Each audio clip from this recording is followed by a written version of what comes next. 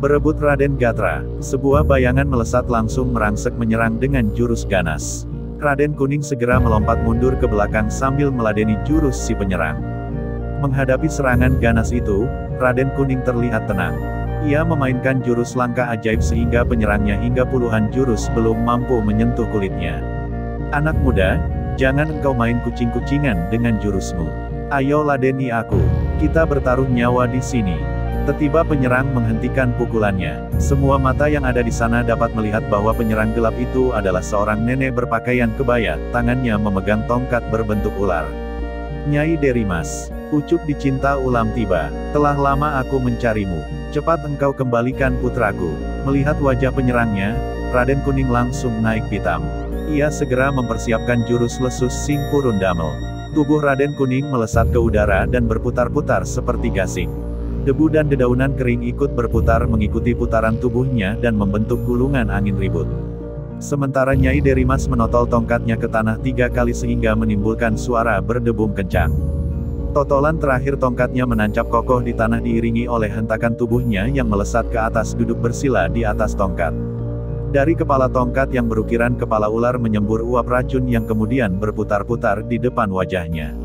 Nyai Derimas mengempos tenaganya dan terdengar suara beradunya pukulan.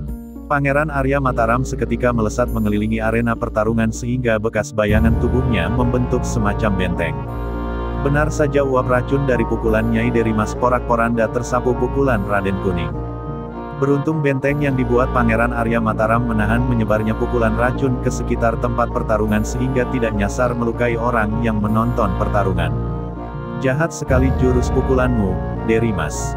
Suara Pangeran Arya Mataram berwibawa, orang yang disindir nampak sibuk menghimpun tenaga dalamnya. Terlihat sekali jika ia masih kalah satu tingkat soal tenaga dengan lawannya. Dari sela bibirnya menetes darah segar. Nyai Derimas langsung terluka dalam karena beradu pukulan dengan Raden Kuning. Tubuhnya tergeser 2 langkah ke belakang. Sementara Raden Kuning yang sebelumnya berada di atas udara kembali ke posisinya semula.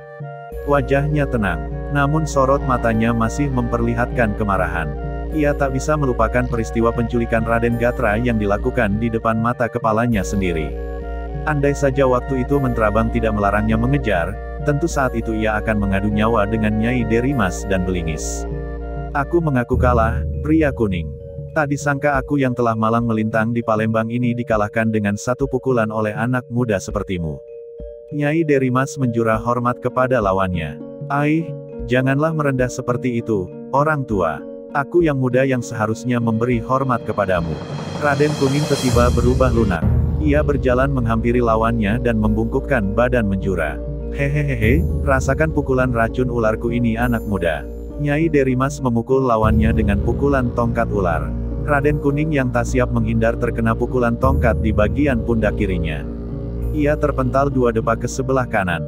Dari bibirnya menetes darah pertanda pukulan lawan telah melukainya. Licik sekali caramu.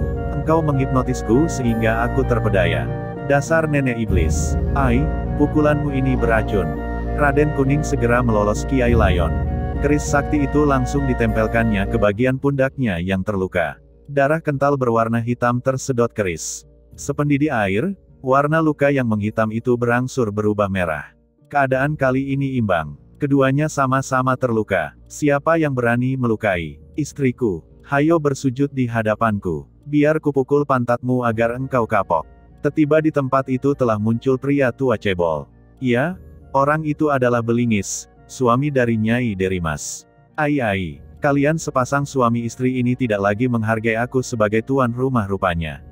Pangeran Arya Mataram menegur. Mohon maaf Paduka, kami suami istri ini tidak bermaksud melecehkanmu, tetapi aku dan istriku ini terikat urusan lama dengan anak menantu Menterabang ini.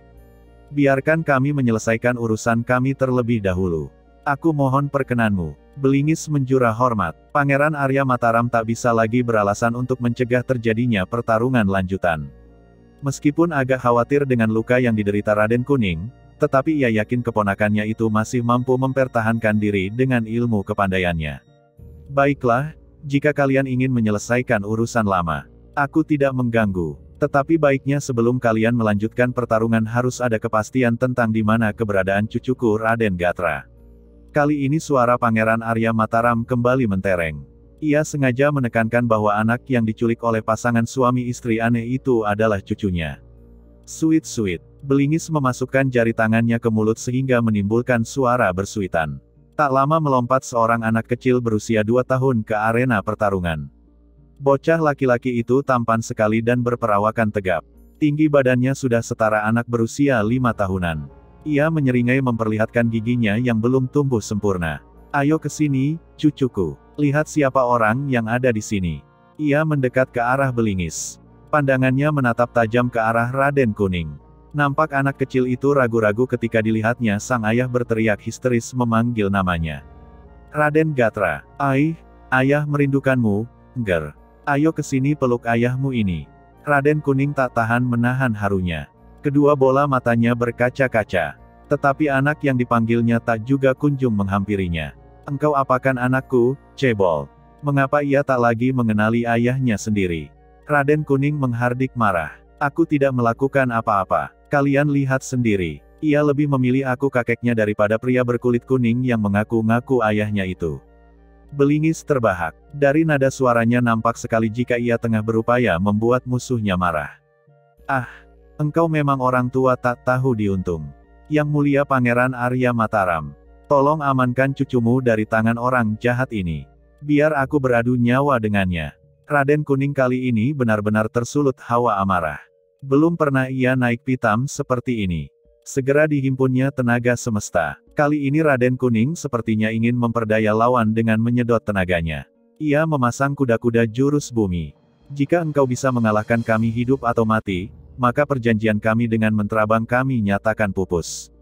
Engkau boleh membawa anakmu pulang. Sepasang suami istri Belingis dan Nyai Derimas berpegangan tangan. Sepasang mata mereka menatap mesra. Dari bibir mereka tersungging senyum yang membuat bulu kuduk berdiri.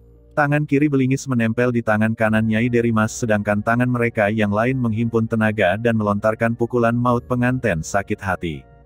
Des! Pukulan maut itu seperti memukul kapas.